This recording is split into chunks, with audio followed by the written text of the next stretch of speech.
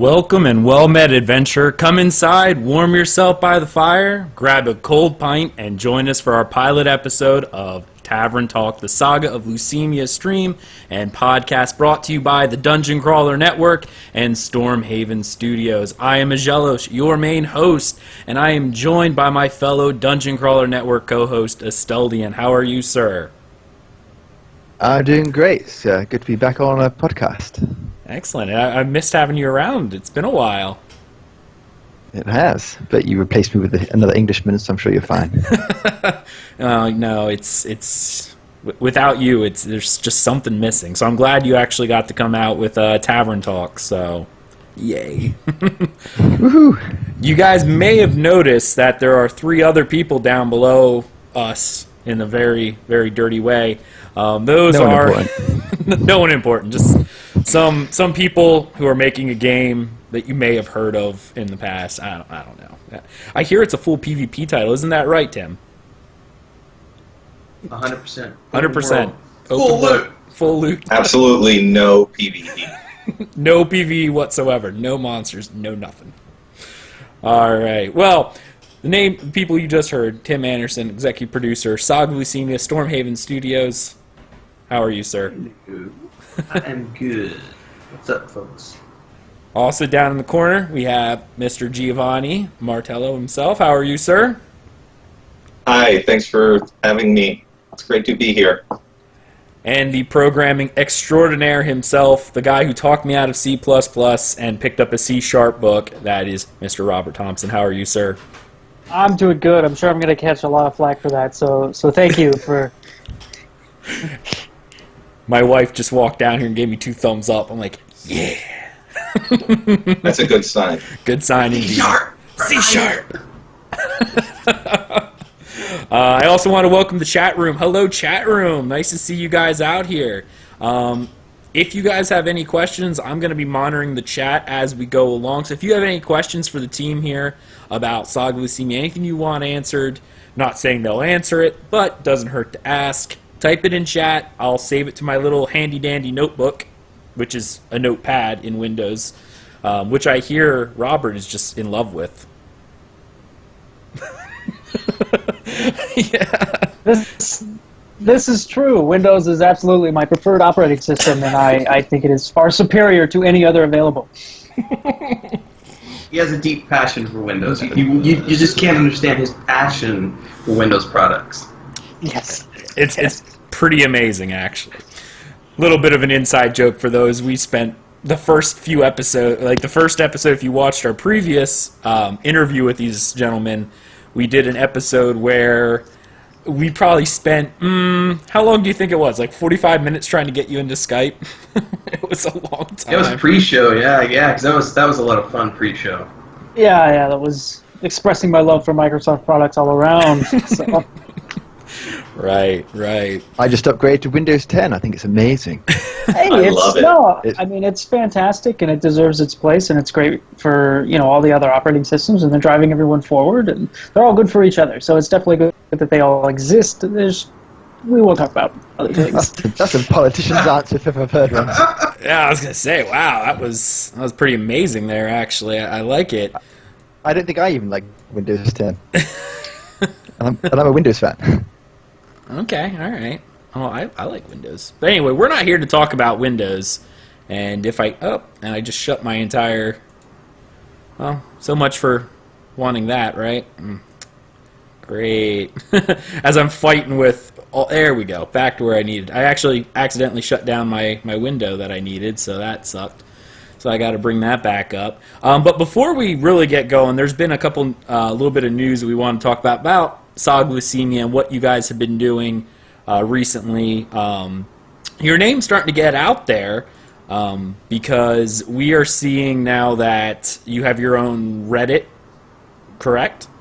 There we go. Yeah, we started one of our followers actually started the subreddit for us about a year ago, but we never used it. And then just recently, I think March-ish, as we were starting to get the internal build online and started to do our new internal tests and everything, started to push a bunch of the new content out there for YouTube and stuff. We went ahead and started the subreddit, started filling it up with content. So that's going. Basically, we're just using that right now as another place where we're putting all of the links to our content. But every once in a while, there's some conversations that start there. But that's one of the new things we're doing, correct? Right. The other big thing is now you're officially recognized with MMORPG.com. They now have a forum for you, which is exciting. Bet that's a ray of fucking sunshine. Yeah, we'll see. It's definitely, all exposure is good exposure. All traffic is good traffic. Obviously, there are pros and cons to every community out there. It's great that we've come far enough now that long-standing outlets like MMORPG.com are recognizing us as not just a fly-by-night studio who are fading away. We've been doing this now for a little over 2 years. We've pushed out 250 YouTube videos, 250 newsletters. We've been documenting everything. It's been, I don't know how many interviews we've done now. We're showing up in lots of different places. We just did an interview with MMOs.com last week. I just filled out a 16 question and answer form today for MMOgames.com. We've been on your guys' show. We've been on Theory Forge. MMORPG.com has done, 6 or 8 interviews with us now. Love it or hate it, Massively has run 6 or 8 pieces on us now. We're popping up on radars, so it's not a bad thing. Definitely not. Like you said, a lot of people, I remember looking at MMORPG.com back when there really wasn't a lot of other sites. I didn't go to the original Massively. I went to MMORPG. I didn't either. When I wanted to look for a new MMO, I went to their MMO list, and that's what I did. I would look going, well, let's see what's out there right now. Yeah, I remember. They've been around for at least, I can't tell you, 10 years or so. I can remember using MMORPG.com for at least a decade. It feels like a decade. I don't know if that's true or not. It's probably been at least that long, because I remember pre-World of Warcraft days, back when I was playing Ultima Online and Dark Age of Camelot. Yeah.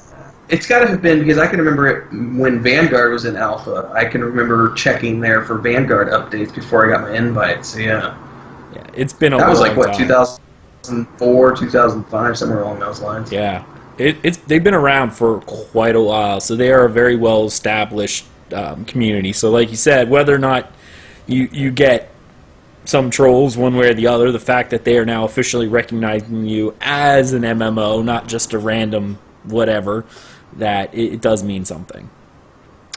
Speaking of getting your name out there and community, you guys have a new community manager you were looking for a while, and now have a new Yes, manager. we do.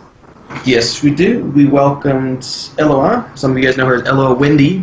She's a popular ESO streamer. She's also done some WildStar and some other stuff over the years, but she joined us, I guess it might have been a couple of weeks ago now. Time's kind of flying. She's been getting up to speed on everything, watching. She's been pretty dedicated, actually, about really going deep and going back and watching all of the Mastery episodes and Tuesdays with Tim from last year. Some of those episodes are an hour and a half to 2.5 hours long. So she's been getting up to speed and everything. She's prepping an introductory video right now. She's going to kind of give an overview of the game to people who may not know who we are, because there's been a whole slew of new people who have joined recently because of her and because of the recent press. So there's people who have questions. She's going to give you answers. And then starting in May, after we push this new build out, she and I are going to start doing a weekly podcast episode starting on sometime in early May. We're going to record on Sundays, I believe, and we're going to talk about all the main focus is going to be pillars of gameplay. And then we're just kind of let it evolve from there organically over the rest of the year. So yeah, she's been doing great. On that note as well, we now have a Discord channel that she's kind of helming. So if you guys have not gotten in on that, you should definitely look at our website. We're slowly getting all the links to all that put up to everywhere. Yeah, she's doing great, and we're glad to have her on board. I'll make sure to have it in the show notes as well, so because I'm part of the Discord channel, so I'll go ahead and put that in here. So if anyone wants to see it, it'll be there. She would be here, but unfortunately she's on European time. She's in Belgium, so it's middle of the night for her. So that's the only reason she's not here tonight. Normally she would probably be taking part of these shows, but with the time difference, it's kind of hard for her to do a 9 p.m. show. I know how that feels. Yeah, Mr. GMT I was gonna say I'm gonna have to have a talk with her because Asteldian's here. It's what, like 3 in the morning there now, or Come something? on, you can do it. To be fair, she's an hour later than I am. That's Okay. 3 o'clock for her. Okay. I think she only sleeps like 2 hours a night. Like she just went to bed like now probably, and then all of a sudden in the middle of the night I see like the chat logs from Discord, and she's up like at 4 o'clock in the morning my time. So Excellent. And chat room, as I typed in earlier, I am accepting questions for these guys when we get to the Q&A section near the end, because we're going to talk a little bit about what the team has been doing. So if you have a question, type it in chat. I am copy-pasting it, so I will have it, and you will get credit for it. I have your name and everything. All right, so, Asteldian, are you excited? Yeah. Good sir. Are you excited for what in excited to be particular? here? Well, I mean, one of the reasons why we're here is because the team has kind of went silent since the when did you guys kind of go silent? It was around the Christmas holidays, correct? I'm trying end of November. End of November. End of November, yeah. So, as backers, you and I are both backers, as well as a few other people. We haven't seen much from the team in this period of time, and they've been working towards this really big build that's coming out on the 30th of April, which is next weekend. So, what are you excited to actually get in there? I'm asking Asteldian first because I haven't got to talk to him recently. I will most certainly be in there, and yeah, I'll be honest, the radio silence has been disappointing because your podcasts of the Tuesdays with Tim's and the Masteries have got me through many boring hours at work, so get producing those kind of things again. Yeah, well, that's kind of why we want to start doing the Sunday thing with Eloa. The problem with that was I haven't had time. Gio hasn't had time. Our workload with day jobs in 2016 has been crazy. I wasn't even here in the home office for the first 3 weeks of March, for example. I was off in Puerto Vallarta doing day job stuff, so it's been really hard to produce those on a regular basis. But we're going to try to make time on Sundays moving forward, at least me and Eloa, and we'll have 1 or 2 of the devs on every week doing an episode. So hopefully we'll be filling some of that gap up again starting in May. And I will start Mastery again sometime this year. I'm just waiting on some content to do so, and it'll be fun. Excellent. Now I'm even more excited. I've got podcasts coming as well as a new test next weekend, which I will most certainly be at. Now, So yeah, I look for. I've seen some little tidbits on the forum, so I look forward to seeing the finished product. I know Ags may have had a sneak preview, bastard, What? but I will see the real thing on the 30th. I don't know what you're talking about. What sneak preview? What are you talking about? I'm as new to this as everyone. I do have to caution you when you say finished product. I've got to jump in here and be like, be careful. This is a finished, very rough product. I love how the programmer's like, hold on a minute. Take a minute, step back. Let's pump the brakes and He's making me record a video this week to remind everyone which components of the upcoming build people need to understand that we're still in very early alpha. We'll just go ahead and get that out of the way right now. All of the things that you're going to see are in their earliest kind of prototype stages. So a lot of stuff is going to change, especially as it relates to character models, animation, combat AI, targeting, the abilities themselves, the UI. None of this is final. We're a lot different than other people with our early access program. yeah, basically when you log into the game, none of it's finished and it's all rough. I mean, because I'm sure we're going to talk about it later, but a lot of the changes since we went dark have been back-end stuff. So everything that is working is kind of prototype things that I've been working on the side, or Richard has been working on the side, just to see how we want to work with them. And we're like, okay, this is we can let people play with this, so we'll throw it in there in the mix. But the ultimate goal is still we want to stress test our network backend and make sure our API is working and all those type of things. So when I stress that the AI is completely different, that's because I'm working on new AI right now. You can't see it, but Yes. I'm going to still frame that, and I'm just going to try to sit there and stare at it. it's fine. Feel free. I'll be happy to show it to you later. But that kind of stuff, it's all being completely revamped because we've got great ideas and we want to do it right instead of just doing it. So Going forward, this is actually where I kind of wanted to start this whole thing. in these past, what is it? November, December, January, February, March. 3 months, basically. Almost 4 months. Almost, actually, it's closer to 5. Since by the end of this, so 4 or 5 months. I'd like to hear from each one of you guys about, and I don't know if one of you wants to kind of do an overview of the entire team, what you've been working on or what you're willing to share that has changed from the last alpha build to the 30th alpha build. I don't care who goes first, but I want to hear from all three of you. Well, I think that there's actually, if I go open it real quick, Robert just put up a forum post recently, and I'm just going to kind of read off of it real quick. If I can find it, there it is. So here's if you go to the forums, sagaoflucimia.com/forums, and go down to the April 30th, 2016 section, there's a fact sheet that he's posted, which basically lists all of the things that have changed, and it's vast. It's a vast list. We've switched over the networking code, which I think we talked about last time we were on the show. We have added in, so the combat this time is a lot more fluid than it was last time. There's so much new in comparison to the last time. We have some things we can talk about, which we've already kind of teased in our internal test videos.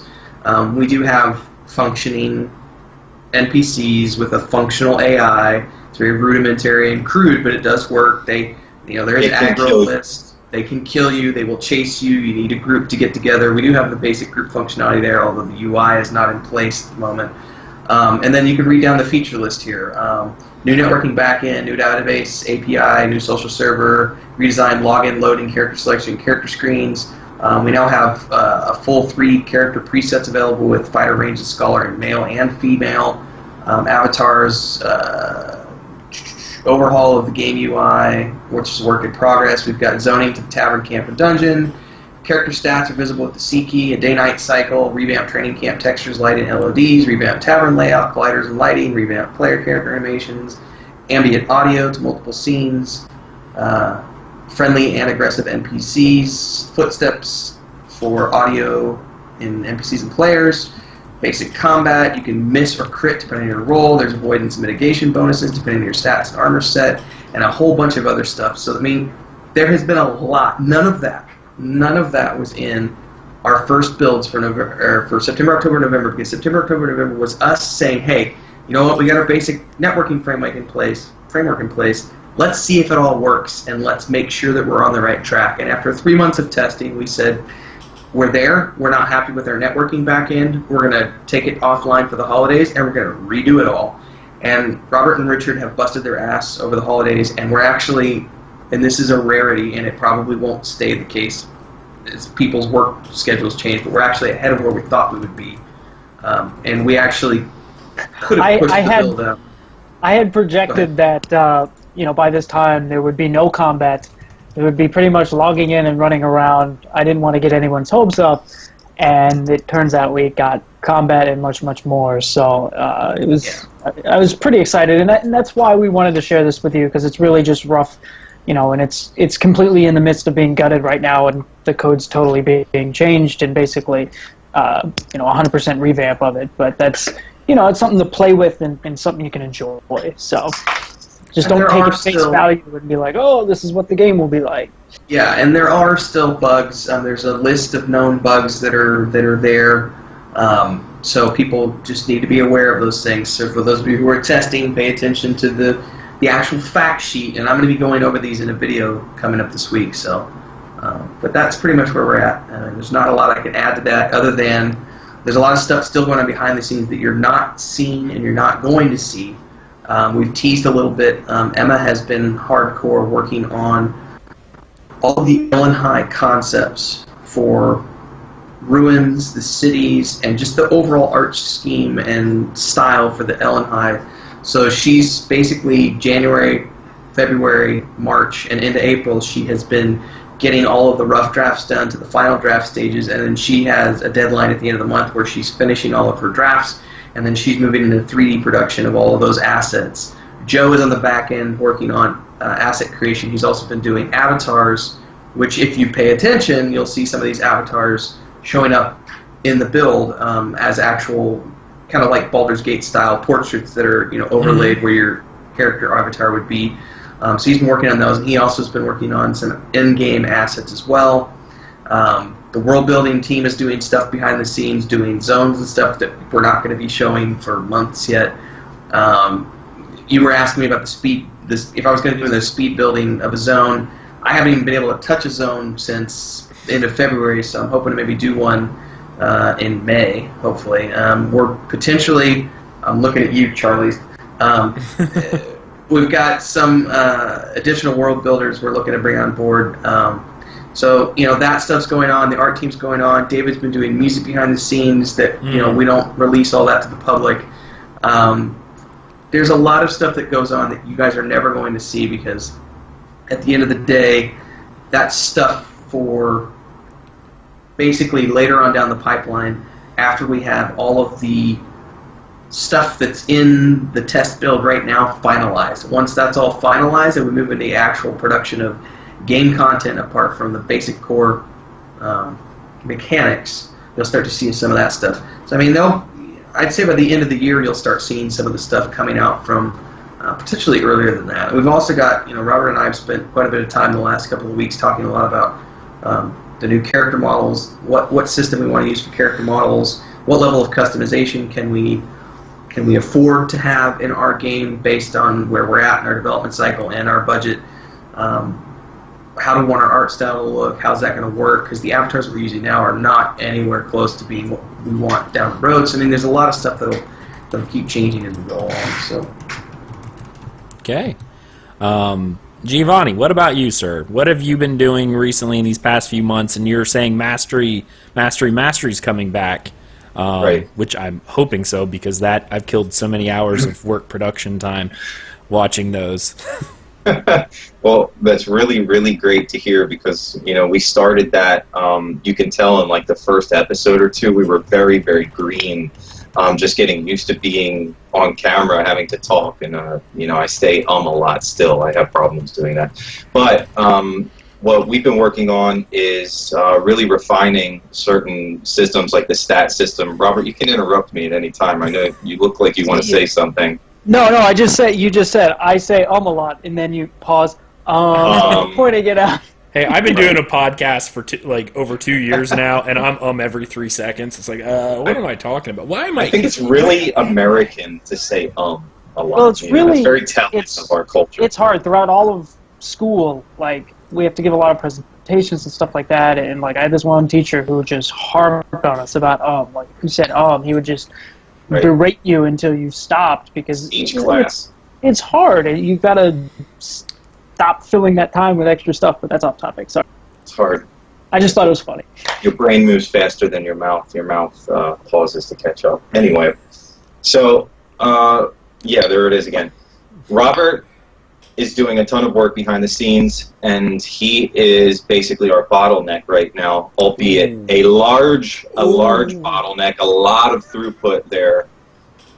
He and Richard do a lot behind the scenes, but right now, if you know anything about our team and our history, we started very ragtag with pulling anybody we could that could do the slightest bit of coding in Unity.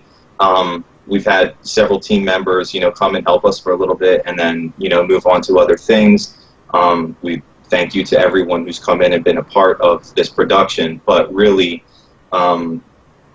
it's Robert is doing things behind the scenes, and all of the design work that we did while we were waiting to get substantial coders was probably like a year and a half of design work. Myself, Nick Gordner, Tim, of course, and any of the team members who had ideas.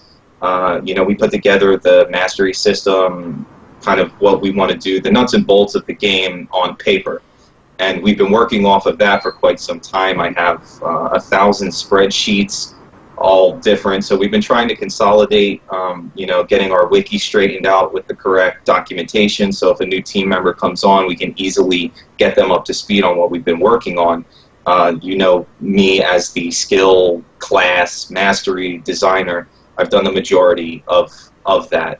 Any time that I spent designing has mostly been within the mastery system. So I hope that it is as awesome as I planned for it to be. And Mastery was originally designed to really talk about all of that. And I got to a point where I just didn't want to keep sharing these tidbits of things that may or may not be final. I gave a lot of potential builds. I think that the people out there could get a sense of what we were trying to go for without giving away, the first 5 skills in the entire game out to everyone. So, some of those skills that we put together, those groupings, you could still probably do that. I believe those masteries will stay. It's just we're doing a lot of the underlying systems like the stats that Robert and Richard got working. You can hit the C button in our current build, and it shows the stats of your character. You can't really change those during creation right now, as you're working with templates that we came up with. That's something else that I had to design and that Robert had to put into practice. So, we really are crawling along on that front. They have so much back-end work to do, and then when they're ready for each next piece of the design to be put into place, they come to the rest of the team members and say, hey, what are we doing with this? I know we have this document, but could we talk about this and make sure we have this right? We've done that recently with character creation. I've been creating some more documentation that I believe will get shared out to the community, detailing kind of like the steps of character creation, the way that we have them planned. When you're able to actually come in, create your character from scratch, or select a certain number of templates. When that is in the game, this documentation will serve as the guide for that. So this year, though, because as Robert said, we are really ahead of schedule somewhat, and I hope that we continue to do that. He and Richard are doing an amazing job. If we end up, getting just a little bit further, what I want to start doing is bringing some people in, people like yourself and Asteldian, and community members that are working closely with us. You people in chat right now, the ones who, some of you have been with us quite a long time, but I want to start bringing in community members to play, like, let's say through our test build dungeon together. And I want to start setting like community challenges. We'll try to do it through for like a time limit, or just trying to get through to a certain point without dying. Certain things like that, and we can stack. And I want to build on that. And as we get more and more content, more and more systems in play, that'll get more robust. Since what we're working with right now won't really have an effect on all of the content that we're working on behind the scenes, we can really have a lot of fun with the current builds that we're working with. So, that's really what I've been working on and my short-term plans for the future. So as soon as I can do that, I will bring Mastery back, so I'm not just rambling, and it is something substantial and interesting that you'll be watching. Excellent. Robert, sir, what have you been working on these past 4 months? Other than bottlenecking the project, apparently. Since I'm pretty much doing everything I can to slow everything down to a bit more relaxed pace. Pretty much most of the things that Tim read off that list, I've had. I was gonna say you're secretly Slapshot from the MMORPG.com forums, and you're here for the long con. That would be such a twist. I would not like to confirm nor deny that, but no. But I mean, everything Tim has talked about, I've had my hand in a honeypot for that, and trying to just keep dibs on the future and where we want to head as far as like what we need to tackle next. So, other than trying to make things look nice and work correctly, that's pretty much it. Not much. Okay. All right. I do want to expand on something really quick before we move on to the next session. John had mentioned getting to the point where we start to bring in certain community members to do these dungeon groupings, and we'll be streaming some of these episodes and getting back into Master, and we can actually physically start running through the things that we talked about last year. On that note, and I've briefly mentioned this before, but I don't think I've ever explained it in greater detail, so I kind of want to take the time to mention this here. The reason that we don't have an NDA in place right now with what we're building is because the test environment that we have is just mechanics. It's not actual game content. Anything you see there is throwaway content. It's not stuff that's being saved. It's not in the actual game. It's just a testing environment for the mechanics, the grouping, all the functionality of the game. The actual game content is going to be created in a different environment, and that will have an NDA locked on it. If you want to get into that environment and you want to help us actually test the game content, you have to be a part of the early access program and be a good little boy or good little girl, or Santa's not going to give you anything for Christmas. Because we're hand-picking the people we want to come help with that test server, because basically I'm being J.J. Abrams in terms of locking down, what we're allowing people to see in terms of game content, because I don't want anything to get out. I don't want people to build a wiki. We don't want a wiki being built. If we do build a wiki, it's on our terms, what we want it to be there. We want to keep everything fresh, and so we're hand-picking people who are going to be testing the live game content, because we need to make sure that those are the people who are, A, heavily invested in the community of our game enough to give a shit about the NDA, and B, as that note continues, people we can trust. So if you want to be a part of that, you have to be a part of the early access program and be helping us test. Because if you're willing to be out there helping us test the boring mechanical side of things, and you're actually invested enough in the community now, and you're not just interested in the polished game, then we'll absolutely bring you in and have you help us test everything. But if you're only interested in the polished product, there's no reason for you to be involved, because you're just one of those people who's going to come in and, I'm going to put this over here and make a record of it so that when the game launches, I can be the first. No, screw you. That's not what we're doing here. And by the way, I was world first for killing the boss. Yeah. Okay. So I just want to let you know that technically you weren't, because I put the boss there, so I killed the boss first. Oh, That's rude. I'll say the first time you put combat in and you had a boss, I was there for world first. I'm just saying. Yes, you were. Pretty sure I got the kill. We though. have the video and the screenshots of it. Pick for it didn't happen. We have those. We have Yes, those. we do. We do. All right. Well, I actually want to talk a little bit more, Tim, about a lot of your blog posts. But before we do that, I want to get the chat room involved, and we have a couple questions that Asteldian's going to answer. Did you get my message on Skype, Asteldian? I did. Okay. I'm going to let you ask those questions to the team. All right. Let's see. Starting with Azari's question. What are your views on the role of instancing that we play in the game? That was really badly said.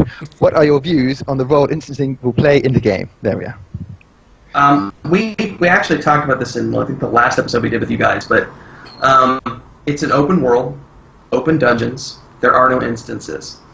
What we will have are similar to the Vanguard Golden mobs, and obviously the system has to be worked on and refined and make sure it works, but basically we'll be making any sort of quest-related items or mobs triggerable so that any group, regardless of where they're at, can make that happen so they can progress down the content. We will not have any sort of open world free-for-all. He who comes first gets to capitalize on it because he was there first, because that's what happened in like EverQuest. I can remember back trying to get keyed for Sra in the Lukeland expansion, and we had a permacamp guild who basically just kind of sat there and said, we were here first, nobody else is allowed to go beyond this point, so we're just going to permacamp the content. We're not doing that. We're making sure that if it's quest related, you can always get your update regardless of how many people are there, because it'll be something you can spawn or trigger for yourself. In terms of, there will be free-for-all mobs that have nothing to do with quests or content in terms of progression content. That will be there for players who want to be competitive with each other, and you can pursue those. But as Robert has spoken about in previous interviews and episodes, we're also hoping to do some stuff with dynamic spawning and ways to create it so that it's not a system where the quote-unquote boss mob of a dungeon is going to always spawn in that same point. He'll move around, there'll be different spawn points and different pathing, so on and so forth. So it'll really kind of encourage players to move throughout the dungeon as opposed to just camping in one spot. But the important thing to remember is that anything that's progression related to a quest or anything of that nature, you will always be able to get credit for and spawn or trigger, whereas anything that's free-for-all is not related to progression, so it can be camped and potentially permacamped, but we'll be working our ways around it. In terms of traditional instancing, the only instance that we've talked about traditional instancing is sort of towards the end of the, some of the larger raid zones. We've talked about doing some sort of a persistent instance, sort of like what you've seen in, I believe World of Warcraft has it, so does EverQuest 2, larger dungeons where you go in and you spend the next 2 weeks clearing that dungeon, and rather than having to re-clear trash mobs when you come back in, you basically just save your progress and move further into the dungeon. But that will be more end-game related and keyed, and you'll need flags and you'll need keys to get there, so by the time you get to that point, it'll be a guild adventure anyway, and you're not really there to compete with other guilds, you're there to complete that with your guild, so you've got 40, 50 players, however many you have there. And in those cases, we'll probably have instances just because it works better in terms of having those persistent zones. But for the rest of the open world, it's all open world, open dungeons. At least that's the plan. Now, I do have a question to kind of follow up on that. When you're... Actually, you know what? I was... Sorry, you and I, man. I love this guy, just so you know. We were talking on Discord constantly. I was actually going to ask his follow-up question he just said in chat, so I'm just going to read it off of him and give him credit. Follow-up, on the persistent instances, will there be a user cap for those instances? I think that's unknown at this time. I'd say at some point there would have to be. You don't want to trivialize the content with a guild full of 300 people going into the instance. What number that is, I don't think we have to follow 40 man. Because our groups are eight deep. So what is it? Three groups of 8. I think the biggest we've said so far is 4 groups of 8. So 32 players. We might go as high as 6 groups. That's the plan at this point in time. So I would say that's what we're shooting for. It's just an actual cap on it because we want it to be challenging. And if you bring 300 people in, it's no longer challenging. You're just zerging them off, and that the goon squad comes into our game and just destroys everything. They're no fun. Because as much as I loved EverQuest, it's been kind of a joke to watch players bragging about being on the TLP server and getting world firsts with like 350 players in their guild. I'm sorry, there is no challenge to that. You've bum rushed the mob. You're just basically chain throwing people at it, and there's no strategy involved in that whatsoever. So I'd say that hopefully that answers your question. Guild Wars 2 kind of took that approach with it, and while I'm not taking away from their open world bosses, because they were neat as they were part of a chain of random events, and I don't say random because they were a chain, so they weren't random, but you had to do events in series to get them to spawn. But at least in the early, until they revamped, I think they revamped the Shatter and they revamped the Quaddle, they were pushovers, because if you had 100 people on the map, you didn't have. There were mechanics, but they could be largely ignored if you zerged it. Because it was like. And I was going to say that when we're talking about open world, zones, obviously, in an open, if there's a raid mob in the open world, if 300 people want to get together and take it out, that's fine. But when we're talking about the persistent raid zones, there will be a cap. I'm kind of moving towards that. Okay. You're up, Asteldian. Next question. Next question. Okay, next question. This one's from Jeremy, although I think we actually answered it a bit earlier. You probably asked beforehand. Are we going to experience day and night cycles in the April 30th build? And if not, when will it be in? The speed is not what it will be. Yeah. The speed is not what it will be. Robert has sped it up considerably so that you can actually experience it even if you only have 30 minutes to play. I think right now a full day-night cycle is 30 minutes, so you'll have 30 minutes, or about 15 minutes of day and 15 minutes of night. But like Tim says, that's not final, and that's going to change considerably. I think we had internal discussions of possibly the entire cycle lasting maybe about 6 hours instead of 30 minutes. But for the test, we want you to be able to see day and night, so we sped that up for you. Okay. Excellent. The next one was from Draco Bringer. He said, will there be any skills other than the basic attack in the build on the 30th? Never. Yes, it will be. Yeah. So obviously... You want to talk about it? No, you can go. Each individual template, so we have the fighter, the ranged character, and the scholar. Each one will have one unique ability in addition to their auto attack, basically. And again, these are all just placeholder things we stick in there. The actual attacks themselves aren't placeholders. These are things we have worked in. from Geo's 1,000 spreadsheets, but their functionality is subject to change. So you'll have an auto attack and one ability that's basically on cooldown. Oh no, don't attack me. I love that attack.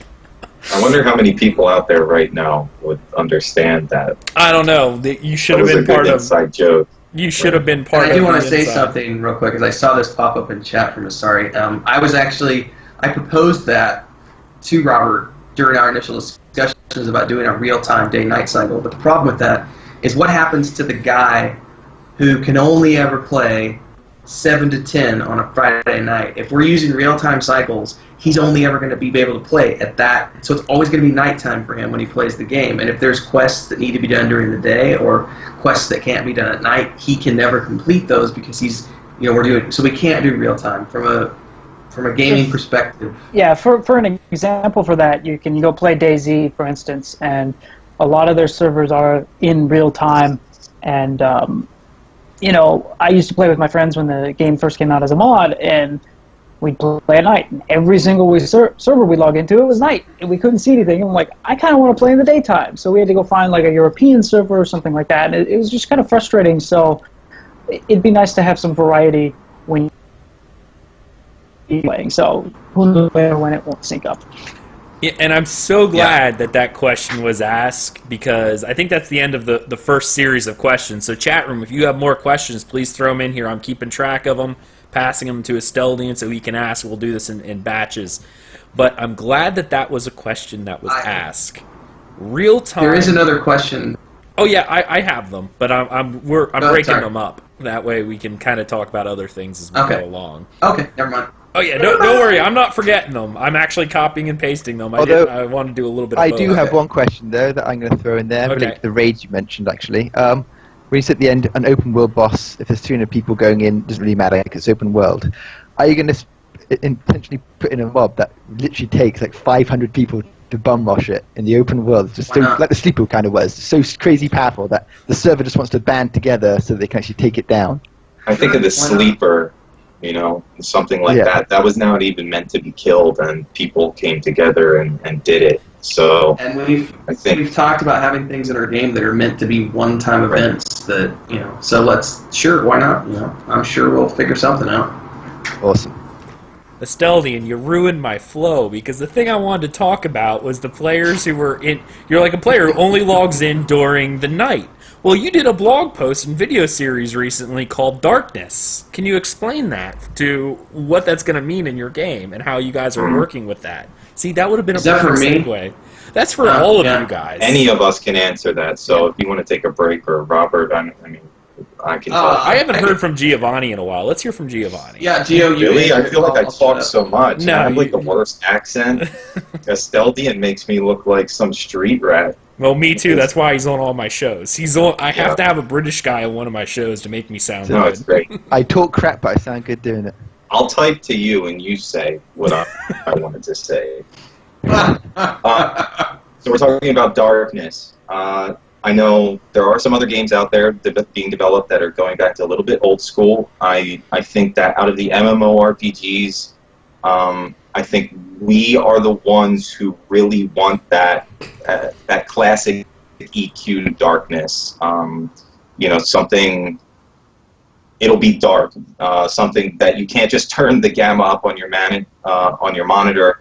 We're looking at mechanics that we can actually drive in there to make sure that if you're a human, which everyone will be in Volume 1, that you cannot see at night without some type of aid. Then we talk about somebody who needs to be the light bearer. If you're going into a dungeon with 8 people, more than likely you're going to have certain people who are going to be able to be your supportive group members, and they have a bunch of support abilities. Maybe they don't need to attack so much.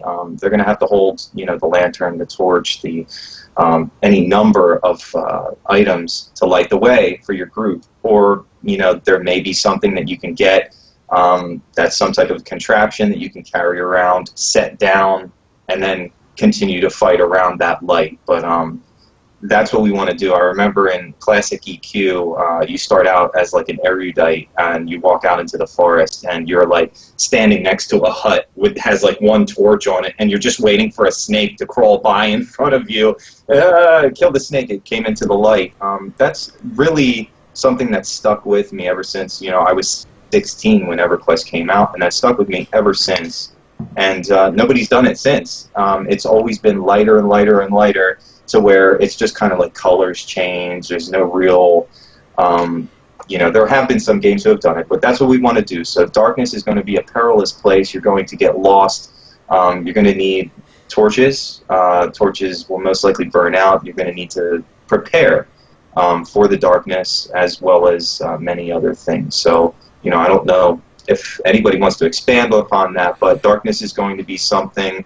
If it's getting dark and you have to make a journey, you might want to say, well, guys, we may need to plan this for the next night. Let's find out the next day cycle, that we can start this trip over to Forenmere or wherever you have to go. Or, you can stick it out and hope that the trolls don't eat you. Okay, the other thing about pick a Slightstone. Well, the other thing we're talking about with darkness, and this also ties into perception as a stat, is that you can't see what's, we're talking about name tags over mobs being impossible to see if you can't see. So there could be a mob 10 meters away. You won't know it because his name tag's not going to show up in the darkness. Now, obviously, that's not in the test yet. But eventually we wanted to make it so that if it is nighttime and you decide to go out into the wilderness or you're in the dungeon or wherever the case may be, A, you need a light source, and B, even if you do have a light source, you're only going to be able to see what's in the radius of that light source. You can't target out and see something in the dark that might only be 10 feet away from you. You won't know until it's on top of you. If you watch the Darkness series that I did, I think it was episode 3 or 4, I was literally sitting there getting all paranoid because I could hear footsteps all around me and off to the left, and I'm looking over to the left and I can't see what's there, and it's like, shit, something's gonna come for me. And that's kind of the feeling that we want to be there of. It's a perilous place out there. It's a dangerous world. Stepping outside of the safety of the city walls, it should mean something. It's like when I go to cross the street, I don't just go walk across the street. I stop. I look both ways. I make sure the traffic's not coming, because if I don't, I'm dead. That's what we want this to be like. When you leave the city, you need to be prepared for it to be a dangerous journey, day or night, but especially at night. I want to add to that just because watching the video of Tim doing the darkness, I swear he was having a panic attack during one of them. I can't play like Alien Isolation or whatever that game is. Like the last game I played was Doom 3, I think, which was the most recent Doom. That game would give me heart palpitations and like full-on sphincter exercises, because I'd be sitting there just like 15-minute sessions, and I'd have to shut it off because I'd just get all sorts of like panicked. So I mean, those first-person like sound effects and music, that really gets to me, and that kind of ties into the first-person. Why we're doing a first-person game is because there's a level of immersion that you get with sound effects and music and stuff. Hang tight on that one. We're gonna ask questions before we talk about that. All right. You've got to stop him. He'll go on forever and answer every question you have, even if you have asked them or not. They will be answered. In defense of Tim, I will say this. He's like, so do you have notes or and I do have some notes over here, but he's like, are we just gonna wing it? And I said, we're just gonna wing it. So it's all kind of my fault because I had a plan, but I didn't give it to Tim, so it's my fault. But we're going to talk about that next. But first, we have another round of questions from the chat room. So I just sent them to you, Asteldian. Yes, you did. All right, you mentioned having to prepare for a journey, like picking up torches. What do you envision needing for a journey? All right. Say goodbye to the next 30 minutes. Yeah, all right, so I'll try to keep this short. I gotta go take a nap. Yep. So, what did the Fellowship of the Ring do before they left Rivendell? They were in Rivendell for a long period of time. It was not just, hey, we're going to go willy-nilly off into the wilderness. There was the council meeting. There was preparations, there was planning. Who's going to go on the adventure? We need a balanced party. We need all of the races represented. We need people with these skills to go. We need these supplies. We need weapons. We need rope. We need pack mules. We need food. We need, clothing. We need blah, blah, blah, blah, blah, blah, blah. So when people ask me this question, I often go back to, this is what comes into the micro sessions. People ask me, what am I going to do if I only have 30 minutes to play? This is one of the things you're going to do if you've only got 30 minutes to play, is you're going to be preparing for those bigger adventures. So in your small micro sessions is when you get up with 2 or 3 or 4 of your friends, and you go out into the wilderness, and you gather hides, and you get meat, and you do small little groups quests that you can work on in 30, 45 minutes, and you prepare for the bigger adventures, because leaving the city walls behind, since there's no recall button, once you're out in the field, if you're 4 or 5 game sessions away from a city, you're reliant upon whatever you brought with you, the group, the skills, the crafters, and whatever supplies you have with you. So it's very important to not only have rope.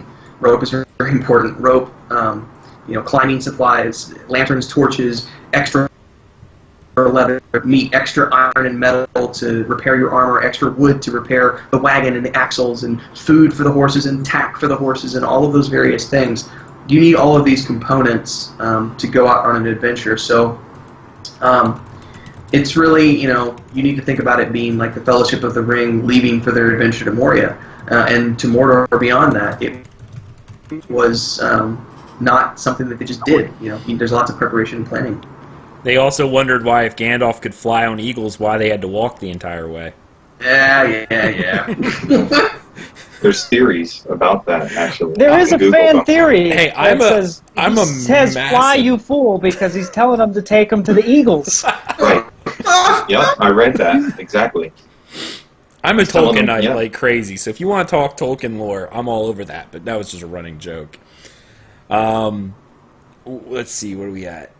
Oh, do we still have more questions? Oh, yeah, we do have another question. We have 2 more in this batch. Oh, 2 more. Yeah. Right. What mechanics will be in place in the game to sort of dissuade people from creating a wiki that remain accurate over a long period of time? Ultimately, we can't. Once a wiki gets created, and this is what we're working internally. We have our own wiki, and we will be working with hand-selected individuals to help us build up the wiki for release at launch of the game.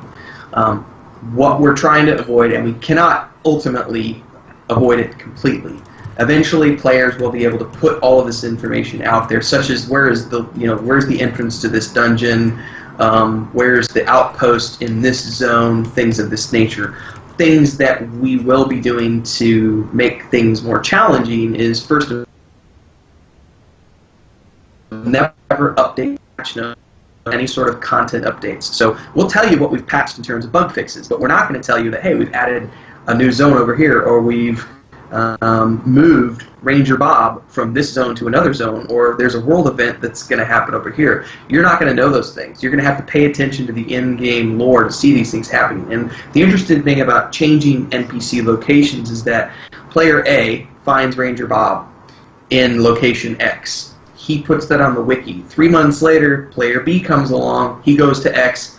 What the hell, man? Ranger Bob isn't here. Now, if he looks around, he'll find some clues in the game as to where Ranger Bob went, and then he goes to location Y and finds Ranger Bob in location Y. Then he puts that on the wiki and says, hey, Ranger Bob moved from X to Y. Player C comes along, he goes to X and Y, doesn't find Ranger Bob. What the hell? We've moved him a 3rd time, now he's somewhere else, and there will be we're looking at a combination of dynamic spawn points, in-game reasons why they're going to move, world event reasons why they will move. Wyvern attack north, he goes to help the villagers, things of this nature. So by moving things around every once in a while and by having sort of a dynamic structure to the world, ultimately, we'll kind of create an environment where some stuff will be able to be found in a wiki, some stuff won't be able to be found in a wiki.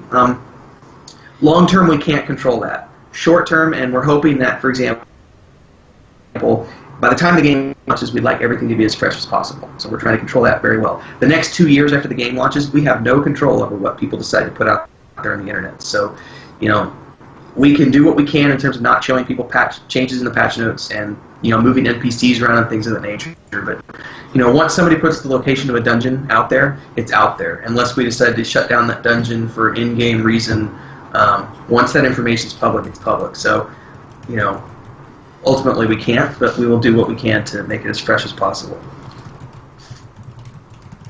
All right. I think we have one more question in this group. Yeah, one last question from Andrew. Will torches be something we can just craft in the wild if we have the resources? Sure. There's also going to be... Go ahead. Go ahead. I'll follow after you.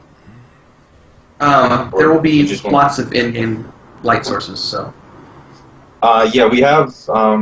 we don't have it fully fleshed out yet, but we do have at least one mastery line that has to do kind of like survival, I guess you would call it, as far as planned bonuses to like player-created camps and things like that. There should be, the odds and ends, kind of like little bits of different. They were able to like put together a poultice of things that you find, or find a healing leaf in the woods, able to identify certain faunas. You can think of something that like if you want to be a real woodsy ranger type character, something you would probably pick up, maybe some type of bonus to a campfire, or you create it faster, little things like that. We want to kind of put in flavor.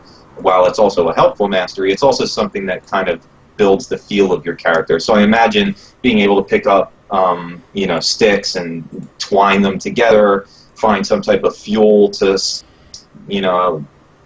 stash on top, however torches are made. I've seen movies, right? But, something like that, where you'll be able to take a couple of pieces of something around you and put those together to form an item. It's something very common that we want to build towards having, creating healing items and, things that people use on a daily basis. Should mostly be player-based if we do our jobs right. I like Glassmere in chat goes, the Bear Grylls skill line. I like it. Get the vitamins from the glacier. All right. Chat room, you guys have been great with questions. Keep them coming, because we're going to do one more thing we're going to talk about for this episode of Tavern Talk, and then we're going to fill out with the last set of questions. So if you have more questions, type them in chat. I'm recording all of them, and then we'll ask them as we go along. So this after this last little blog post we're going to talk about, we're going to wrap up with the final little bit of questions, and we're going to wrap this first episode of Tavern Talk up, and we'll see you guys again in 2 weeks, I believe. Right, guys? Yeah. At least Tim and I 2 weeks. Down.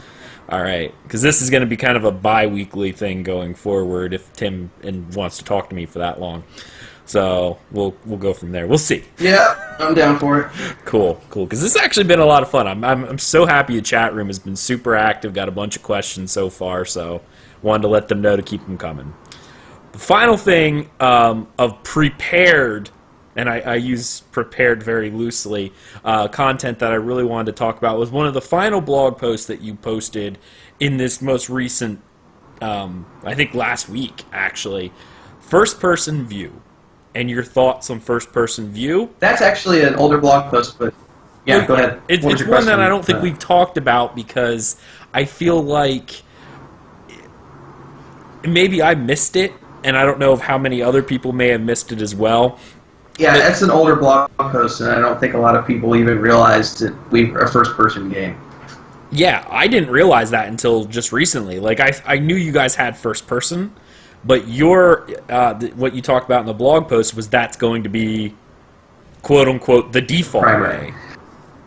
Yeah, the default is first-person, and there's a lot of reasons behind that. And the blog post, which is called an essay on first-person, it goes into greater detail, but basically what we're focused on is one of the pillars of gameplay is immersion, and the other is challenge. And first-person goes a long way to fulfilling both different pillars there. It's more immersive to be in a first-person state of mind, because you've got sound effects going on around you. You're immersed in the point of view of your character. And now, to talk about the blog post, being able to pan out in a third person and pan my camera around a corner to see whether or not there are mobs around the corner, that's freaking cheating. For all intents and purposes, that's cheating. If I were me, I couldn't do that. I would have to creep up to the corner and peek around it and hope that I don't get seen or heard by whatever is around that corner. So, those are a lot of the reasons why I wanted to do that, for challenge and immersion's sake. Now, third person in the game, we're doing third person is a lot different games. It is not a default option. It is similar in many ways to astral projection, and it's going to be tied to the intelligence stat and probably perception a little bit. Yeah, so there's kind of going to be a couple of different ways. Like monks will have one version, and I say monks is, we don't have classes, but players who have like monkish abilities will be able to kind of meditate and go into that astral projection state of mind, and casters who are more honed in, focusing and more intellectual abilities will be able to kind of do that as well. And the theory is that in your earliest stages as you're first getting going, this is an actual skill line that you will need to level up if you want to be a third-person player. So it's an active skill, needs to be used to be able to level up. In the earliest stages of the game, you won't be able to do a lot of third-person, and it won't be a very long period of time because you're not very good at it. You get hit during combat, it's going to snap you back into first-person. As you level up that ability, you'll be able to withhold it for longer periods of time, and you'll be able to withstand combat hits. You'll be able to do it during combat sessions. And eventually, if you just choose to take a mastery line associated with that, and you take it all the way to the cap, and you have say a 20 intelligence or a 20 perception, and you pick a mastery related to that third-person skill, and you take it all the way out, you will eventually be able to have, pretty much whenever you want to use third-person point of view. But it is a skill. It is something that needs to be leveled up, and because you have limited skill points, it's something you have to make a choice about. So it's something to kind of add to the complexity of what we're building here. Just to quickly expand, I believe that we will have thrown into some mastery lines, like where Tim said it makes sense, probably like a limited time, where it'll pan out. Like, how do you accurately in gameplay address to the person playing? If you would kind of assume you're like an FBI agent who's very, very, very trained. They walk into a room and they see a lot of things that we don't take notice of. They're reading the situation in every way. So how do you translate that to gameplay? One of those ways would be to give you a wider view of everything that you can see. So you, the player, can see it, but your character can't. That gives them kind of like a higher perception of the area. So we want to do things like that where, like Tim said, peeking around a corner, you got to get your thief over there, your ranger over there, and then maybe pop an ability, and it brings them out, and they're able to, look around a little bit, do certain things like that. We want it to make sense, and we want it to be cool. Taking an entire mastery line that is only about the third person, I think there's going to be other things that it'll do, probably related to perception or like spot checks. Things of that nature. So, I don't want anybody out there to get really angry that we're making you put points into third person.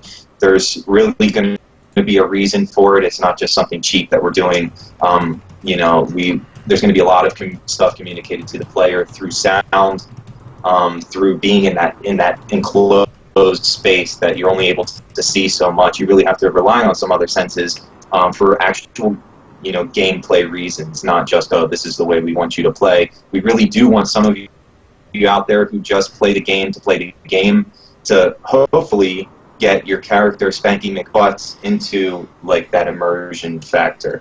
Mm-hmm. So hopefully we can do that and maybe convert some people into immersion players and not just I'm done work, I want to play video game players. Right on. All right, we got our final batch of questions. So, chat room, I've sent them off to Asteldian. We'll go through these. If you have any more, feel free to ask them. I'm sure these guys aren't worried about answering all these. But we got another. What did I send you, Asteldian? Like 5 more questions or so. Yeah, 6. looks like it. More than that, I think. Yeah, we've got 6 more that I have so far. So go ahead and just round them off. Will do. Izari's got a question here. Are you planning to add non-combat professions that can realistically function as full-time play styles? Can you give me an example? But yes, crafting. If you're thinking crafting, that's outside of combat. There's going to be support characters. Not every mastery has like a lot of attacking in it. I do have, like, our entire group content is based around who, might just be there to really support their teammates with either, buffs, debuffs, fields that they can put down that do certain things, bonuses to, like anatomy, kind of calling out weak points on enemies, knowing, where to hit somebody for critical. There's things like that don't seem very combat related, but yeah, I think maybe a specific instance. There's also and then we entertainment can expand. masteries as well. Well, yes, dancing, performance mastery, which is mostly non-damaging crowd control, mostly. All right. I mean, from what I've followed on, Like I'm belly guessing. dancers? Belly dancers. That's going to be me. I'll belly dance for you. Yeah, no. So I was going to say, because from what I understand, obviously, even if you're a scholar, you'll always have a weapon line, so you can do the basic functions in Correct. combat in the dungeons. But other than that, you could be the survivalist. You could be the guy who can find traps. Yeah, but so you can specialize in we've everything else, but still have a I've combat. actually got a new interview coming out with. I just finished up the answers section today for MMO. I think it's MMORgames.com with Asari. I think it was it was from their team anyway. I don't remember who was the one who sent me the. Anyway, one of the questions there was related to this and crafting. The ideal scenario with an 8-man group is that you'll have 1 or 2 people in that party who don't have anything to do with adventuring whatsoever. They're 100% crafters, and that's all they do. They're a non-combat profession, and yet they still have an important role within the dungeon, within that 8-man group, because it's a necessary function in order to have that well-balanced group to have crafters in there. So, non-combat professions, there's definitely stuff to be seen there. Awesome. Okay. Next question is our again. Will players have any control over towns and cities, such as shops, for example? Not in Volume 1. That's all I can really say on that at this point in time. Gotcha. Yeah, I mean, I don't know exactly what we're not going to be building towns, and, there are things that we had talked about in the past, but, we do want players to be able to perform their services, in for other Tuesdays players. with Tim last year, we talked about, eventually Volume 2, we'd love there to be the ability for guilds to be able to build outposts in the world. But that's a huge thing, whether or not we can do it in Volume 2. That's why I said, it's, at this point in time for Volume 1, it's not on the table. We'd love to discuss it in greater detail later on, but for now it's not planned. Okay. Okay. The next question is from Jeremy, and it's actually to Robert. How many different programs and codes do you and the other coders use to bring the game to life? Well, right now it's just Richard and myself are the primary coders, and most of the game coding is done in C#, which is the primary language that Unity uses. So, with that being said, that's not the only language we do use. We're switching over the database infrastructure actually to be less C# and be more Python. So Python's actually my favorite programming language, and so this is very exciting for me, but what it allows us to do is take our infrastructure and actually have that be platform agnostic. So if we want to throw up our servers and our database information on a Linux machine, we can do that. If we want to do it on a Mac machine, we can do that. If we want to do it on Windows, we can do that. So it gives us a lot of flexibility to move around and play with different things, and that's the fun part about what we're doing on our end. But most of the game coding is done in C#. I do a little bit of prototyping in Python with, say, combat statistics and things like that, but most everything's C#. I don't know why you'd want to run anything on anything other than Windows, because clearly superior. Obviously, I mean, there's no Such a actual superior alternatives product. out there. Just to be a nonconformist. I had to say it. Okay. Next question is from Draco Bringer again. It was mentioned in the blog post that due to the game being almost solely first person, that VR may be possible. Has there been any more in-depth checking to see if that will be a possibility? Price point at this point is not realistic. We'll address it later on down the pipeline. I can answer that from a technical point of view. Go for it. at my work, actually, we just got a Vive, and I've spent the last 2 or 3 days. Yeah, I've been playing seeing the videos on it. Facebook. And You and your dance moves. I was playing an arcade game with a spaceship. I'm gonna have to look that Alright, up. so it looked like I was. You gotta look up the Facebook. He just added me, so now I can find Let it. the man speak. Let the man speak. Dude, Anyway, from a technical perspective, putting the say the Oculus or the Vive, so you're in their point of view. I don't see why that's not feasible. The troublesome thing is translating the controls and having that be fair with people that maybe don't have keyboard and mouse and vice versa. So I think putting you in the world may be entirely possible, but what you would only be able literally is control the actual camera movements with your head. You wouldn't be able to like move forward or move back or up or down, at least at this point, because of limitations of how the keyboard and mouse versus that kind of control works. So, but it would be fun. Sorry about made me pee my pants. Question: because we know Windows is the master platform, is there any chance of us getting Clippy in the game to present tutorial information and gameplay? Oh my god. I'm going to have to go find a 3D model of Clippy now and just hide it He in the could be world. a boss, an open world boss. I about died. I looked at it and I was like, oh my goodness, it's fantastic. I think he'd make the perfect boss for the server to gang up together. To Yeah, kill, right, because everyone will want to. Clippy, he's Slay. our dreamer. Would you like to save this document before you close the world? Alright, let's continue with these last questions. Okay. Actually, I'm going to jump in there with a post-it note from my wife. Ooh. So she says, yeah, there we are. It's a question here. Firstly, will there be possibility for add-ons? And secondly, if there are, would it be kind of like ESO and other games where you can actually use Minion to help sort of station going so you can keep them all together nicely? Add-ons. Can somebody tell me what Minion is? I know it's a pet, and it's like a pet, but No, the Minion's find a add-on. pack. It's just a program that. Well, honestly, if the game, Yeah. I'll say this: if they allowed add-ons, all Minion does is a program that installs the add-on into the API folder. That's all it does. It does it for you, so you don't have to. It's not hard to program that. It's literally a program that runs a script going, oh, your add-on folder's here, so let's take that, we unzip it, and we toss it here, and that's pretty much all Minion I don't does. think we have any plans for add-ons at this point in time. I mean, I think it more or less comes down to, will we allow people to develop add-ons for our game? No, And at this point in time, I don't plan them. No, I don't plan to let people do that. Like, I honestly think it would RE-wise- depend on what they want to do. Maybe somebody wants to reach out to us and they have a really good idea, and it's not going to break what we want to. yes, here's the problem with that, though. I think Robert might have some more input on this, but my working theory has always been, once we open that door, it kind of can get to the point where now you've got people who are creating add-ons that show timers for buffs, and then there's a DPS meter, and then there's blah, blah, blah, blah, blah. We don't want any of that.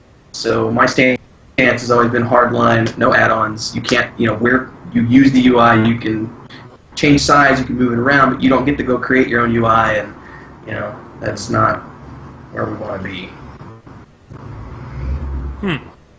Okay. I would say you could always lock down the API, because if you ask Asari, that was a big thing in ESO in early beta, where they allowed us to have the full API, and right before launch they locked it all down, and all the add-ons people made didn't work anymore. Big contention. Big contention there. I think I gave him a heart attack. Alright, we'll continue on. Okay, Arcaneer. What was the reason behind developing SOL on Unity? At the time, it was the most accessible. When we first started this venture, Unreal had not made theirs available yet. Neither had, Hero was way too expensive. We weren't a company with a couple $100,000 running around.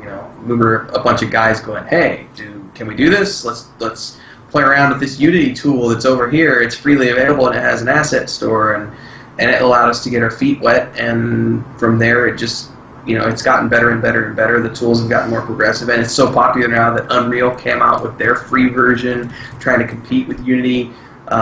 So have other companies. It's definitely a contender now up there with anything else. So it just, it was what was available and the easiest for us to use at the time, and it's only gotten better since then. Right.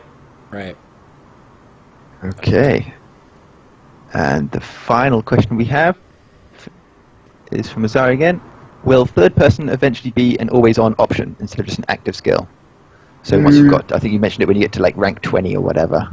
That's in debate right now. It's we'll see. I can't confirm or deny at this point. My gut instinct says that, once you've got it, if you have a 20 perception or a 20 intelligence, and you've spent 2 years skill all the way to a max of 100 points, you should be able to toggle it at will. So, just pan out as you desire. But, we need to wait and see before I can answer that for sure. Right. All right, guys. Chat room, if you have any other questions, we've reached the end of our Q&A section, and I'm going to give everyone just a few more minutes in chat room. If they have any follow-up questions, to get them in now, or else you're going to have to wait till our next episode of Tavern Talk. But I want to ask one more question of each one of you guys, and I don't even know if you'll be able to answer, but I'm really kind of curious to see what was the thing you guys are most excited about for the April 30th test. Feel free to say, like... Go ahead, Tim.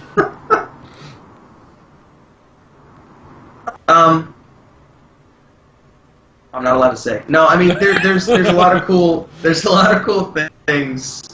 that are Easter eggs that to let everybody know. I don't even know often. I don't even know what Robert and Richard are putting into the game, and we have kind of a master list of things that we're working on, but I have no clue. I have an overall clue because we have our weekly coding meetings, but they often sneak things in that I don't even know about. So there was something that I caught. And I think those of us who are in voice chat... It was a bug, Tim. It was a bug. I totally don't believe you. There was something that happened. It was a glitch. Something that happened, and I can't talk about it. But it happened during the end of our test session the other day, and I don't believe in that it's a bug. There's something else that, obviously... there's a lot of stuff in there that's just... It's Easter egg stuff that those of you who are really fans of immersion are going to find... a lot of fun, and obviously it's still early and there's a lot of polish still to be done, but those of you who have been patiently waiting for the last couple of years following us along, there's going to be a lot of interesting, you're going to start to see finally a lot of the things that we've just been talking about actually implemented in the game. So. All right, we got 2 more questions and I'm going to cut it here for the night. First one by Draco Bringer was already answered in the chat room, but for the people who aren't here in chat, is there any word on setting up a subscriber upgrade option on the forums for like monthly backer increases and whatnot? So either like a flat upgrade going, hey, I want to move from package A to package B, or like a monthly sub that adds. Yes, Robert, do you want to give I think that's on our next sprint, isn't it? After we do the April 30th build? Yeah. So Richard is finishing off the new API. I think he has vacation for a week and a half early May, and then I think he's going to be tackling that. So it's on the next sprint list. I don't know when it'll actually happen, but after we push this next April 30th build and after Richard gets back from his vacation, that's what he and I are, he more than I, obviously, but it's what he's going to be working on. One of the things he's working on next. So hopefully... by the end of summer, I have no idea how long it's going to take, but I'd say by summertime we should have that functionality in there, because we have a lot of people who want to increase their backing. We've got some people who would like to start paying a monthly subscription to increase their backing. We're also going to have an affiliate program where you bring people in, and for every person you bring in, we've talked about somewhere like around a 25% commission. So for every person you bring in, you earn 25% of that towards your own level of pre-order, and you can eventually work your way up through the tiers by bringing more people on board, as well as, if you want to pay a monthly subscription, so there will be options there as well. So absolutely, it's on the table and it's being worked on. Asteldian, it seems like we're set then. Sounds like it. Oh, damn it. People need to start putting DCN as their refer. Last question from Andrew, and one more. Question for server first. Is this something that can be implemented in the game to recognize the achievement, such as a statue or plaque that being crafted or erected within a local tavern or such, for like world first raid bosses? Actually, not an idea. I'm sure we could look at that. I mean, it's not that difficult to create an asset to place into the world. The problem is that we just patch that in. So. Will it happen real time? Probably not. But I mean, it's kind of like, think about when Leonard Nimoy died, and they turned around and put the Spock figure in Star Trek Online. I know, with all the tributes from the other gamers and everything else. I mean, that's that kind of stuff, sure. But again, it's a matter of whether or not we want to donate the resources to that. How important is world firsts to people? How important is it to us as developers? Having been a part of a raid guild for a really long time, there was a certain part of my life where it was very important to be world first on everything. And what is a world first? Are you in a party of 8 people, so 8 people get the world first? The first guild. So technically, you're 1/8 world first. Oh, he's They have to getting be in a guild or it semantics. doesn't count. It doesn't count if you're not in a guild. Yeah. No. So we'll see. Unless it's a singular event. I can't answer that question in entirety. We'll see. We have talked about there being like content thresholds that each server will have to go through, maybe to unlock or key to open up certain things. And part of us really does want to recognize the server community and say, congrats, you guys banded together and opened up this. For those things, if we're able to track, it really comes down to what does Robert think we can realistically track behind the scenes, or find out, get pinged when something happens, One of the beautiful things, so from a technical perspective, our current databases, most MMO databases that I'm aware of out there are SQL databases, which means relational databases. You can imagine like a big Excel spreadsheet, and there's multiple of these Excel spreadsheets. We're moving to a new technology, not really new, but it's a newer idea that maybe hasn't been used in this realm yet, called no SQL databases. And this is a document-based database where each, for instance, your character will be a singular document that has all your stuff in it. So instead of having a table, like a giant spreadsheet full of characters, you now have each character has its own individual document, and you can put anything you want in there. So in theory, we could have a list of things that spawn, and then each one maybe has, a custom attribute to it, like who killed it first or something like that. So all these things are technically possible without us making huge modifications. It's just a matter of priorities. We have to make everything else work first, and then we can definitely start to look into things like that, because, I don't see why not. You want to feel proud about what you've done. It'd be cool to be like, oh, I've killed 300 goblins, or this particular boss mob has been killed 3,000 times or something. There's all kinds of neat and interesting things we can definitely explore down the road. So we appreciate your ideas, and anything you can bring to us on the forums is suggestions, thoughts. It just starts conversation and puts things in our head, and we go, hey, let's try it and see if it works. So there is the the adventurer's journal that everybody is going to have, where you'll be able to jot down notes or like interactions with NPCs, and you can go back and say, hey, I'm at this place and I see this thing. I think I talked to Betty, the tavern maid, about that sometime. So hopefully we can make things happen there in that journal as well. Warhammer Online, I believe, was the first to come out with the Tome of Knowledge, which was like an incredible thing that nobody even really cared about, unfortunately. But that spawned the WoW achievements, and that whole list. And so every little thing that we've learned over this past 15, 16 years through MMOs, we want to be able to do the good things from there. So like Robert said, it comes down to priorities. What can we do? What really enhances the game experience for our players in the right way? and likely the most important question that I've ever been asked. Would you rather fight one horse-sized duck or 100 duck-sized horses? The answer for me is one horse-sized duck. I would Yeah, like I to think eat the giant duck. Yeah, I'd go with the horse-sized duck. That sounds tasty.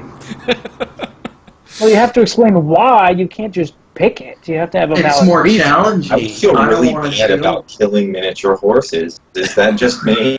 I wouldn't want to be killing like 100 tiny, beautiful creatures. Every A little- duck, they're mean. I guess I would like more detail on the physique of these tiny horses. Is the duck evil or the horse evil? Are All these I horses know like is- I mean, are they like race horses that are just going to mow me down, or and they have hooves, man. I mean, I know there's a giant beak, but hooves. It's Well, terrifying. One duck's easier to focus on one opponent. You can focus on it Right. and avoid it easily. 100, you'll get overrun by the damn things. I think You're also talking about 400 feet compared to 2 feet. I mean, yeah, but you guys are missing the most important thing here. That horse-sized duck. Ducks have corkscrew penises, so he's gonna rape you with it. So I think I'm going with the little horses. Wow. If he yells That's surprise gotta first, be it's a not boss rape. mob. With like the Gurren Lagann, the drill, the Giga Drill Breaker. For you anime fans out there, the duck will do that as a special move. Yeah. With his phallus. You guys all But chose what you're wrong. forgetting is horses are well known for having rather large penises, so Well, 100 of yeah, those. but it's in or proportion. How did one we horse- get It's here? in proportion How did to we their get to this? size, so therefore they're the size of a duck. It's not that big of a deal. But if you have a giant duck the size of a well, horse, hold on. If you put 100 of them together, that's a thick tree trunk. Okay, so Okay, I'm going to end the show here because this is Tavern It's going to Talk. come back to haunt us. You're welcome, Slapshot. I look forward to fighting the giant duck raid boss when the game comes out. I'm out now. don't forget we're gonna have the giant staple or the giant paperclip Yeah, clippy. halfway Clippy. through the raid they join together. Clippy and Rape Duck combined. And for the record, Aggelos brought up the penis. It was not any of us from SOL. Okay, so You're in no way Slapshot, if you're affiliated. That is true. That is very true. I didn't talk about coke or hookers tonight, so I'm good to go. Right. All right, guys. This was our pilot episode of Tavern Talk. We hope you enjoyed it. We thank the guys from Stormhaven Studios for showing up. Really had a great time, just like last time. Beware of the giant ducks. Do you guys want to give any shout-outs before we wrap this up? No. Thanks to our community. Discord. It's been. Yeah, we need to talk with Discord before we go. But thanks to our community.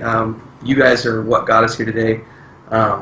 We did 40 million views on social media last year, and this year is looking great. Our visibility is way up this year. It's been good. Forums are alive now. It's great. We switched over to the new forum login, and the community's growing at a rapid pace, especially now that we've got Eloa on board. So just thanks to our community. It's you guys are why we're here, and how we've gotten this far, because originally we were just building this for ourselves, and then since then it's grown into this organic thing that has evolved since then. So, and yes, for those of you who want to get involved, don't forget to check out the Discord channel where you can find us hanging out on a daily basis, answering questions on the fly, sometimes doing random Q&As and voice chat, and that's also where we're going to be doing voice for the upcoming build on April 30th, so you're going to want to definitely get that downloaded. And I'll have a link to that in the show note description below. So if you're watching this, join us anyway. All right, guys. Thank you for watching Tavern Talk. Be sure to follow our Twitter, Dungeon Crawl Net, which you can see right above me, at Saga of Lucimia as well on Twitter, because that's where we'll be announcing when we do the show again. For right now, it's tentatively on a bi-weekly schedule, even if it's just Tim and I rapping about 2 weeks. Saga of Lucimia. So, Usually what I'd like to do, and what he and I have talked about briefly, is that basically after we do a new public build, there's going to be a lot of things that we want to talk about in greater in greater detail. Things that we can't talk about right now because we want the players to uncover them in the April 30th build. Once those are out in the public, I want to actually start expanding on those things in greater detail. And Ella and I are going to do that in our own episodes, but I'd also like to do that with you guys because you guys have a separate community. So we'll be talking about a lot of the things in greater detail and talking about things that we don't necessarily talk about on our own shows. So if you have an interest in the deeper aspects of mechanics and why we're doing the things we're doing and how we're doing them of this nature, you'll want to tune in. So yeah, more or less a couple times a month I think we're going to try to do so. Mm-hmm. So yeah, definitely stay tuned because this was a blast, guys. Thank you so much for coming out. I hope you enjoyed yourselves because I know I enjoyed myself. We always enjoy talking to you guys. Your community is great, and we've enjoyed being a part of it. Thank you for being a part of ours. Absolutely. I learned something about ducks this evening. Yeah, that I will likely never forget. True. Very true. Time for bed. I'll have nightmares of a giant duck. Please don't say a giant what? Oh, giant something. All right, everyone. We'll see you guys later, and we hope to see you on the next episode of Tavern Talk. Have a good night, everybody. See you guys. See ya. Good night.